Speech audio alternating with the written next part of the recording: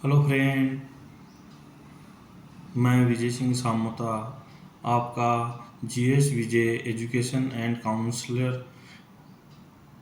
YouTube channel पर स्वागत करता हूँ।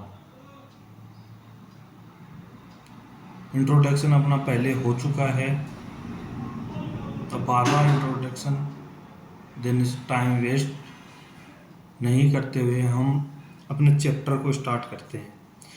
तो आज हम इतिहास 12th इतिहास के फर्स्ट चैप्टर की शुरुआत करेंगे, जो अंक विभाजन में 8 नंबर का है। टोटल 80 नंबर का पेपर होता है, उसमें 8 नंबर का फर्स्ट चैप्टर है। आप सब जानते हैं कि इतिहास में 12वीं के इतिहास में 3 बुक चलती हैं। भारतीय इतिहास के कुछ विषय फर्स्ट, भारतीय इतिहास के कुछ विषय सेकंड, भारतीय इतिहास के कुछ विषय थर्ड। फर्स्ट में हम प्राचीन काल के इतिहास को पढ़ते हैं और समझते हैं। सेकंड बुक में मध्यकाल, जिसमें सल्तनत काल, मुगल काल के बारे में पढ़ते हैं। थर्ड में हम आधुनिक भारत, जिसमें स्वतंत्रता संग्राम है, महात्मा गांधी का योगदान है। तो तीनों बुक में हमें इतिहास के 3 विभाजन होते हैं, प्राचीन, मध्य और आधुनिक। तो तीनों बुकों में तीनों अलग अलग काल का विवरण मिलता है। अब हम थोड़ा सा देखते हैं कि इतिहास है क्या।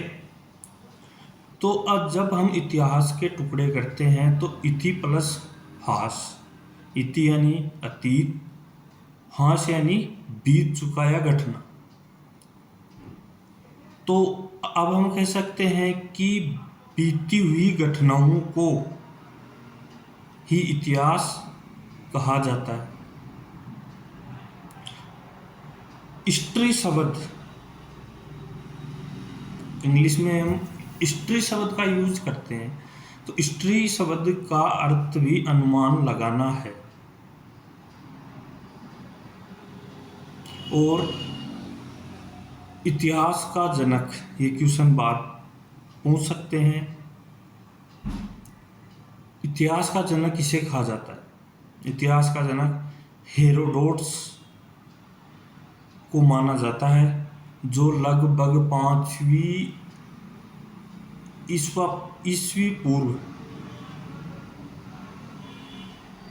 इतिहास शब्द का प्रयोग, हिस्ट्री शब्द का प्रयोग किया था। जो उनकी एक फेमस बुक है हिस्टोरिका में उन्होंने इतिहास, हिस्ट्री शब्द का प्रयोग किया था। तो इतिहास को हम 3 कालखंडों में बांटते हैं, प्राचीन, मध्य और आधुनिक। लेकिन प्राचीन को भी लिपि के आधार पर 3 भागों में बांटा जाता है। एक होता है प्राग ऐतिहासिक, दूसरा होता है अधो ऐतिहासिक और तीसरा होता है ऐतिहासिक। फिर प्राग ऐतिहासिक को भी अनेक भागों में बांटा जाता है। पाषाण काल, नवपाषाण काल, जो हमारे सिलेबस के अकॉर्डिंग नहीं है। सिर्फ ये एक समझाने के लिए या एक बेस पृष्ठभूमि तैयार करने के लिए हम इन चीज़ों को देख रहे हैं। अपने सब्जेक्ट हिस्ट्री में इनका विवरण नहीं है, लेकिन एक बेस या पृष्ठभूमि बनाने के लिए कि इतिहास होता क्या है, इसके लिए हमें थोड़ा सा अध्ययन करते हैं। प्राग ऐतिहासिक काल उस काल को कहा जाता है जिसमें कोई लिपि नहीं थी, यानी कि उसके बारे में कोई जानकारी नहीं है। अधो ऐतिहासिक में लिपि है, लेकिन वो अभी तक पढ़ी नहीं गई है। तो अपनी सिंधु घाटी सभ्यता को इस लिपि में अधो ऐतिहासिक काल में रखा गया है। तीसरा होता है इतिहास, जिसके पास जो प्रमाणित स्रोत हैं, लिपि है, पढ़ी गई है, लिपिबद्ध है, उसको इतिहास में सम्मिलित किया जाता है। तो इतिहास का अर्थ है प्रमाणित स्रोतों का क्रमबद्ध अध्ययन ही इतिहास है। अब हड़प्पा संस्कृति, अपने जो फर्स्ट टॉपिक है, मनके, ईंट और अस्थियां या हड़प्पा सभ्यता। तो हड़प्पा सभ्यता को हम अधो ऐतिहासिक काल में रखते हैं, जिसमें सिंधु घाटी सभ्यता आती है, जिसमें लिपि है लेकिन पढ़ी नहीं गई है।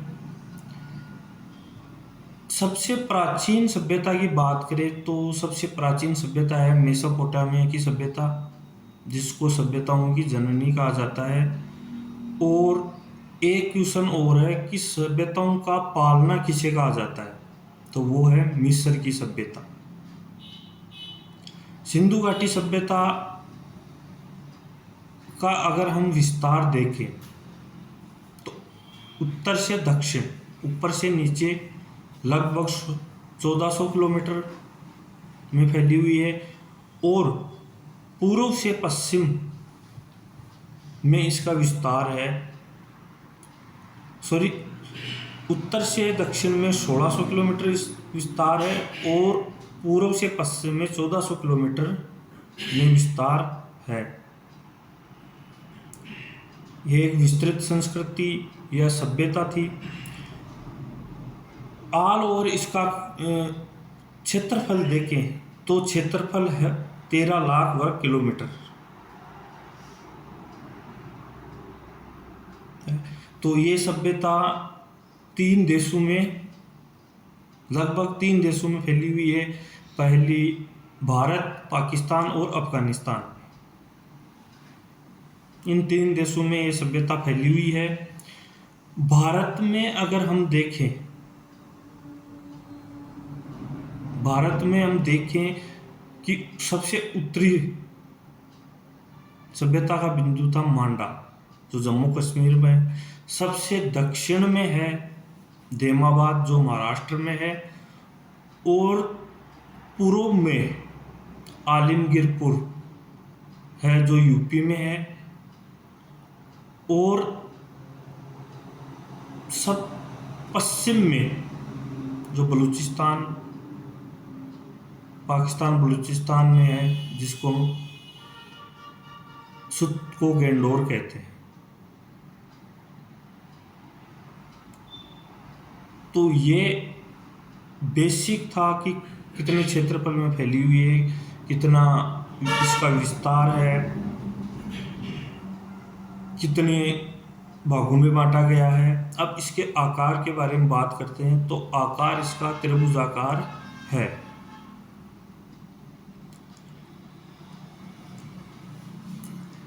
हड़प्पा सभ्यता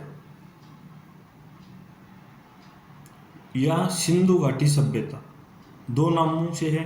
फर्स्ट क्वेश्चन अपना यहीं से स्टार्ट होता है। एक सिंधु घाटी सभ्यता, दूसरा हड़प्पा सभ्यता। सिंधु घाटी सभ्यता की लिपि को पढ़ने के लगभग 37 बार प्रयास किए गए, लेकिन सभी असफल रहे। पहला प्रयास दोस्तों बाइंडेन ने किया था, और 37वां प्रयास नटवर ने किया था। लेकिन ये लिपि अभी तक पढ़ी नहीं गई है, और शायद आगे भी यही रहे कि पढ़ी नहीं जाएगी।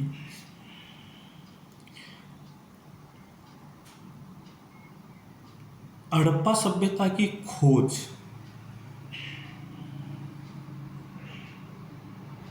हड़प्पा सभ्यता की खोज 1921 में दयाराम साहनी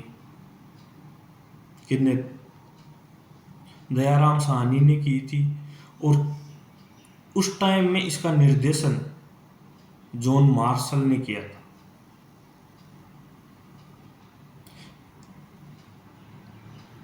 खोज दयाराम साहनी नेतृत्व जॉन मार्शल का था। अब हम इसके कालक्रम के बारे में जानते हैं। कालक्रम के बारे में अलग अलग विद्वानों के अलग अलग मत हैं, अलग अलग उनने टाइम डेट बताई है, लेकिन हमें बोर्ड में एनसीईआरटी ने जो दे रखा है हमें सिर्फ उसी को पढ़ना है। बोर्ड की बुक में 2600 ईसा पूर्व से लेके 1900 ईसा पूर्व तक का कालक्रम दे रखा है, तो हमें यही पढ़ना है और यही हमारी बुक में है। तो यहाँ से भी कालक्रम का क्वेश्चन भी आ सकता है। क्वेश्चन ऑब्जेक्टिव आएगा, रिक्त स्थान पूर्ति वाला आएगा, लघुत्तरात्मक जिसका उत्तर या आंसर एक लाइन में होता है, दीर्घ लघुत्तरात्मक आएगा, निबंधात्मक आएगा। तो लगभग इस चैप्टर से 8 नंबर के क्वेश्चन, 8 नंबर का चैप्टर है, तो लगभग 3 क्वेश्चन आने की संभावना होती है, जिसमें एक ऑब्जेक्टिव होगा। पिछली बार वाले पेपर में इसमें निबंधात्मक क्वेश्चन भी पूछ लिया था।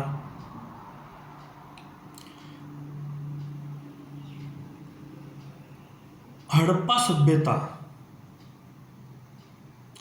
का सर्वप्रथम प्रकाशन या नाम 1924 में इंग्लैंड में एक अखबार लंदन वीकली में सर्वप्रथम इसका प्रकाशन हुआ था। और जो कालक्रम का निर्धारण था वो 1931 में हुआ था। अब हम देखते हैं कि मोटे तौर पे हड़प्पा सभ्यता या सिंधु घाटी सभ्यता। हड़प्पा सभ्यता इसलिए कहा जाता है क्योंकि हड़प्पा नामक स्थान की सर्वप्रथम दयाराम साहनी ने 1931 में खोज की थी। तो सर्वप्रथम हड़प्पा की खोज के कारण इसका हड़प्पा नाम पड़ा। दूसरा नाम सिंधु घाटी सभ्यता। सिंधु घाटी सभ्यता इसलिए है कि ये सिंधु नदी या सिंधु की जो सहायक नदी हैं रावी, व्यास, झेलम, चिनाब, इनके आसपास ये सभ्यता विकसित हुई, तो इस कारण इसको सिंधु घाटी सभ्यता भी कहा जाता है। जबकि इस सभ्यता का सबसे सुनियोजित और सबसे बड़ा नगर मोहनजोदड़ो था, लेकिन वो हड़प्पा के बाद खोजा गया। इसीलिए पहले हड़प्पा सभ्यता की खुदाई के कारण इसको हड़प्पा सभ्यता के नाम से जाना जाता है। अब हड़प्पा से पहले भी संस्कृति मौजूद थी। या जो जिन खोजकर्ताओं ने हड़प्पा संस्कृति की खोज की, तो उससे पहले भी उन्हें हड़प्पा से पहले भी संस्कृति के अवशेष मिले, जिनको आरंभिक हड़प्पा सभ्यता कहा गया है। यानी कि हड़प्पा से पहले को आरंभिक हड़प्पा सभ्यता कहा गया, जिसमें है आमरी नाला, 2-4 नाम हैं जो बुक में भी दे रखे हैं। और एक इम्पोर्टेंट है नक्शा या मानचित्र का क्वेश्चन 4 नंबर का, वो डेफिनेट है, वो आएगा ही। तो इन स्थानों को वो मानचित्र में अंकित करवा सकता है। तो एक है आमरीनाल, सिसवलन, कोटतीजी। ये 3 स्थान हैं जो हड़प्पा से पहले जो आरंभिक हड़प्पा सभ्यता थी उसकी खुदाई में मिले। फिर हड़प्पा के बाद में भी खोज हुई हड़प्पा के बाद में भी सभ्यता मिली, उसको कहते हैं परवर्ती हड़प्पा संस्कृति या विकसित हड़प्पा संस्कृति।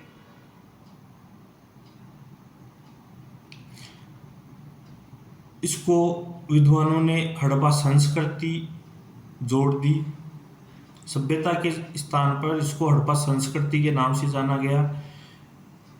संस्कृति एक नया शब्द है, तो पुरातात्विकविद ने संस्कृति मतलब एक निश्चित भौगोलिक भूखंड पर जो विशेष, जो उनको औजार, पत्थर या अन्य कुछ सामान मिला, तो उसी को उन्होंने संस्कृति का नाम दे दिया। तो ये हड़प्पा के पहले और बाद के स्थान थे। एक है हड़प्पा सभ्यता की जानकारी के स्रोत। क्यों? क्योंकि हड़प्पा सभ्यता में लिपि थी, वो पढ़ी नहीं गई, तो फिर हड़प्पा सभ्यता के बारे में जानकारी कैसे प्राप्त हुई? तो हड़प्पा सभ्यता की या सिंधु घाटी सभ्यता की जानकारी के प्रमुख स्रोत मोहरे हैं, जो वहाँ से प्राप्त हुई। मोहरों के अलावा बाट हैं, औजार हैं, मर्द भांड हैं, आभूषण हैं। इनसे हड़प्पा सभ्यता की हमें जानकारी प्राप्त होती है। अगर इनमें से एग्जाम में पूछे कि सबसे महत्वपूर्ण स्रोत क्या है, तो सबसे महत्वपूर्ण स्रोत है मोहरे, जिन पर जानवरों के या पशु पक्षियों के, पेड़ पौधों के चित्र अंकित थे। मोहरों का निर्माण शेलखड़ी नामक पत्थर से किया जाता था। शेलखड़ी नामक पत्थर था, उससे इन मोहरों का निर्माण होता था। लिपि, जो सिंधु घाटी सभ्यता की लिपि थी, उसको आज तक कभी किसी ने नहीं पढ़ पाए, तो उस लिपि को बुस्त्रोफेदन लिपि कहा जाता है, क्योंकि ये लिपि दाएं से बाएं और फिर बाएं से दाएं, फिर बाएं से दाएं, फिर दाएं से बाएं, इस तरह इसकी लिखावट है। इस कारण इसको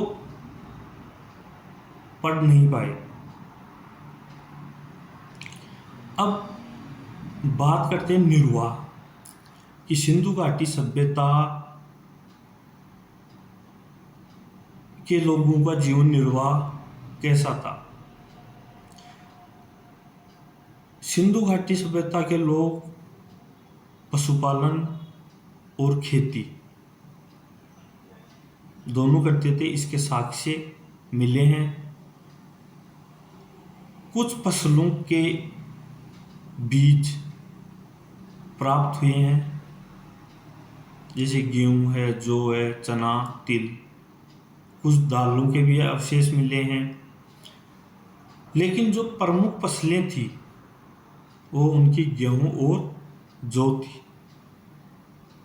यानी सिंधु घाटी सभ्यता के लोग सबसे ज़्यादा गेहूं और जौ को यूज में लेते थे। चावल के अवशेष भी प्राप्त हुए हैं। और एक स्थान गुजरात में जो स्थान है, वहाँ पर बाजरे के या बाजरे की कृषि के प्रमाण भी प्राप्त हुए।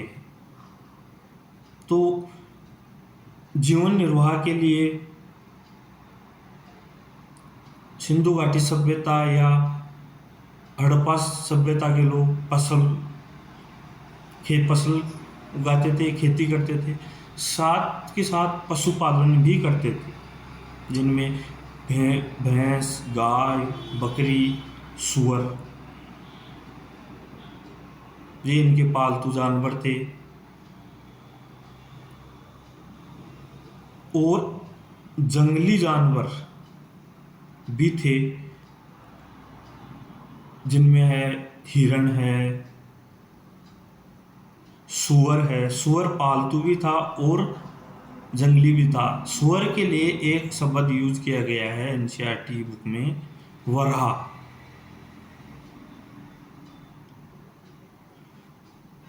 तो यहाँ के लोग शिकार करते थे, तो इससे अंदाज़ा लगाया जा सकता है कि ये लोग मांसाहारी भी थे, क्योंकि मछली के अवशेष प्राप्त हुए हैं।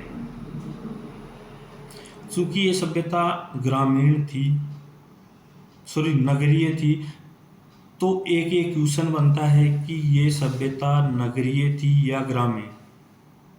तो ये सभ्यता नगरीय थी। कृषि कृषि के इतने ज़्यादा यहाँ स्रोत प्राप्त नहीं हुए हैं, लेकिन फिर भी कृषि कार्य के कई जगहों पर स्रोत प्राप्त हुए हैं।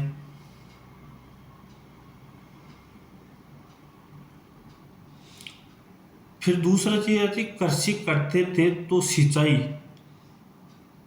किस तरह होती थी, या सिंचाई के क्या साधन थे। तो अफगानिस्तान में एक स्थान है सूरतगई, वहाँ पर नहरों के अवशेष मिले हैं। सिंध और पंजाब में नहीं मिले। हो सकता है यहाँ पे मिट्टी के गाद की वजह से ये नहर बंद हो गई होगी, लेकिन नहर का प्रमाण सूरतगोई जो वर्तमान में अफगानिस्तान में है वहाँ से प्राप्त होता है।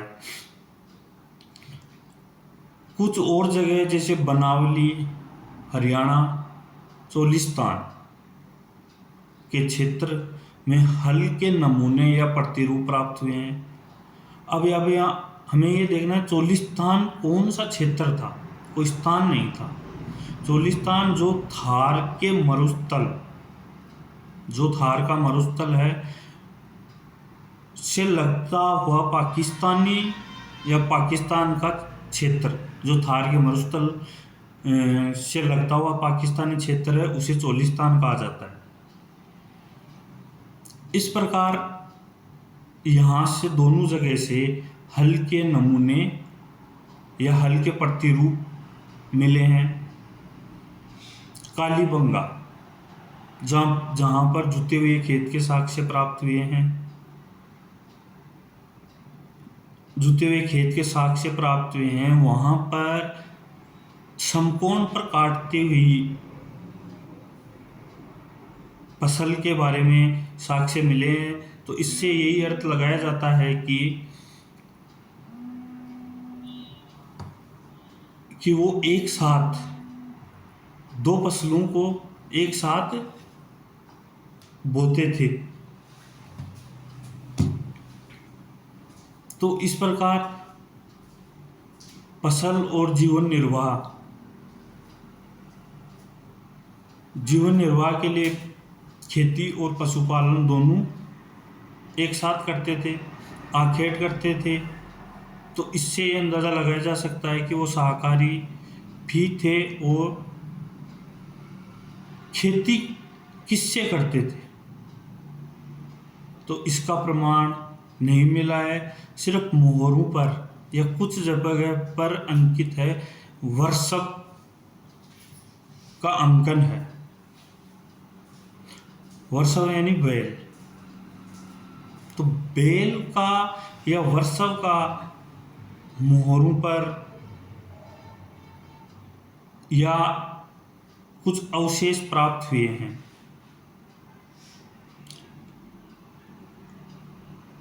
तो खेती के लिए वो वर्षक या बैल का प्रयोग करते थे।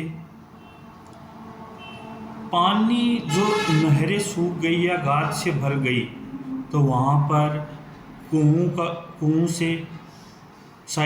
से पानी निकालकर सिंचाई करते थे।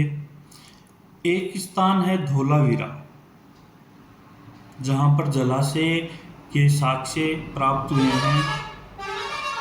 ये साक्ष्य, इन साक्ष्यों के आधार पर कहा जा सकता है कि ये जलाशय का उपयोग कृषि के लिए करते थे या फिर अन्य किसी। तो एक ये क्वेश्चन ऑब्जेक्टिव क्वेश्चन बन सकता है कि सिंधु घाटी सभ्यता में जलाशय का साक्ष्य कहाँ से प्राप्त हुआ है, तो वह धोलावीरा जो गुजरात में है।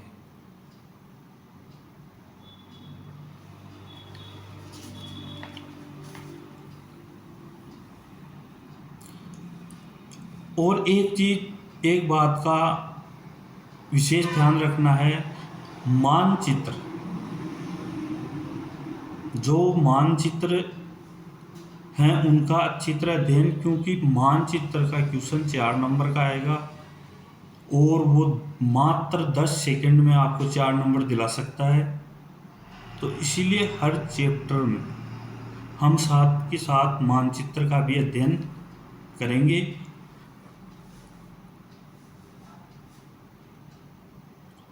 मानचित्र के अलावा 2 क्वेश्चन अन्य निबंधात्मक क्वेश्चन आएंगे, जो पिछली बार सिंधु घाटी सभ्यता और महात्मा गांधी से संबंधित थे। इस तरह हम सिंधु घाटी सभ्यता जो एक नगरीय सभ्यता थी, उसमें हमने देखा कि इसका विस्तार, इसके जीवन निर्वाह के तरीके या फसलों के बारे में। तो इनकी प्रमुख फसल, एग्जाम में पूछ सकता है कि इनकी प्रमुख फसल कौन सी थी, तो उनमें जौ और गेहूं, ये इनकी प्रमुख फसल थी। तो इस प्रकार ये सभ्यता एक विकसित सभ्यता थी। और दूसरी चीज, फसल की कटाई के लिए ये लोग पत्थर, जिस पर लकड़ी का हत्था लगा हुआ था, ऐसे औजारों का प्रयोग फसल की कटाई के लिए काम में लेते थे। तो ये इस प्रकार ये साक्ष्य प्राप्त हुए हैं, जिनके आधार पर पुरातात्विक ने अनुमान लगाया है। इसके बाद में मोहनजोदड़ो, जो हड़प्पा सभ्यता का सबसे बड़ा और सुनियोजित शहर है, तो उसकी खुदाई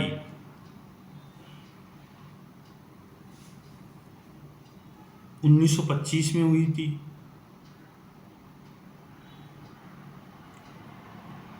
एक क्वेश्चन और जो यहाँ पे है कि क्या सिंधु घाटी सभ्यता के लोगों को लोहे का ज्ञान था या नहीं, तो इसमें है सिंधु घाटी सभ्यता के लोगों को लोहे का ज्ञान नहीं था।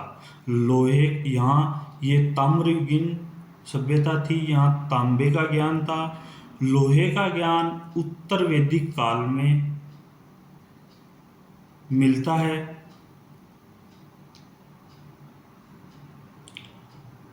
तो इस प्रकार हमने देखा बेसिक कॉन्सेप्ट, क्योंकि हमें 2 चीज़ों का ध्यान रखना है कि एक तो क्वेश्चन पैटर्न को अपने दिमाग में रखना है, कहाँ से कौन सा क्वेश्चन आ सकता है, ऑब्जेक्टिव, डेस्क्रिप्टिव, कैसा भी क्वेश्चन हो वो आ सकता है।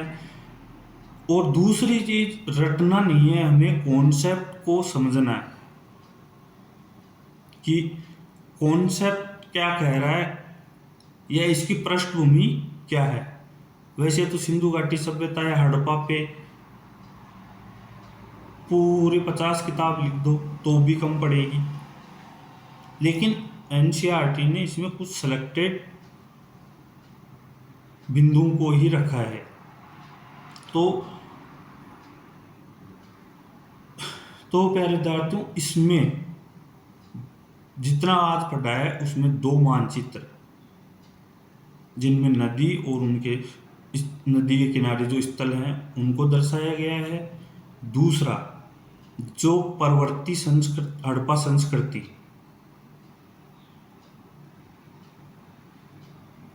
के बारे में नहीं बताया गया, लेकिन आरंभिक हड़प्पा सभ्यता के स्थानों के बारे में बताया गया है, जिनमें आमरी नाल, सिसवल, कोटदी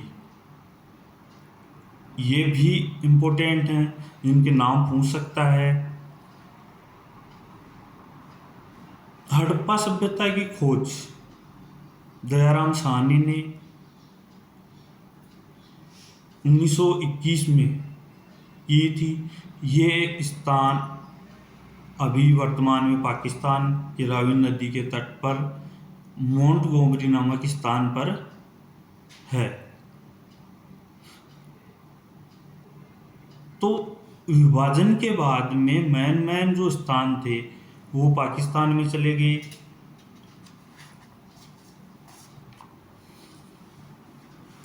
तो आज की क्लास में सिर्फ इतना ही। यहाँ तक जो क्वेश्चन जो बनते हैं वो मैंने बताए कि एक तो जलाशय का साक्ष्य कहाँ से मिला है, नहर का साक्ष्य कहाँ से मिला है, बाजरे की कृषि का प्रमाण कहाँ से प्राप्त हुआ है, आरंभिक हड़प्पा सभ्यता या जो हड़प्पा सभ्यता से पहले की जो सभ्यता थी जिसे हम आरंभिक हड़प्पा सभ्यता कहते हैं, उनमें कौन से जगह खोजी गई, आमरी नाल, सिसवलन, कोटदी, या इसका क्षेत्रफल है। सबसे इम्पोर्टेंट है इसकी खोज जो दयाराम साहनी ने 1921 में की थी। अब हम आगे की क्लास में मोहनजोदड़ो, इनके क्या व्यवसाय थे, बाट किस प्रकार थे, किस अनुपात में रखे गए थे, इसका विनाश कैसे हुआ, इसके बारे में हम आगे की क्लास में यानी कि कल इसका अध्ययन करेंगे। अगर कोई को आपका क्वेश्चन हो, कुछ समझ में नहीं आ रहा, तो आप कमेंट ज़रूर करें। वीडियो को ज़्यादा से ज़्यादा स्टूडेंट के पास शेयर करें ताकि उनको अध्ययन में और भी सुविधा प्राप्त हो। तो आज के लिए बस इतना ही। कल की क्लास में इससे आगे के पोर्शन की पढ़ाई करेंगे या आगे का जो इसमें सब टॉपिक है मोहनजोदड़ो, उसके बारे में गहनता से अध्ययन करेंगे, क्योंकि सबसे महत्वपूर्ण शहर सिंधु घाटी सभ्यता का मोहनजोदड़ो था, जिनमें उनका स्नानागार, अन्नागार था। तो कल हम मोहनजोदड़ो के बारे में विस्तार से अध्ययन करेंगे। Okay, thank you.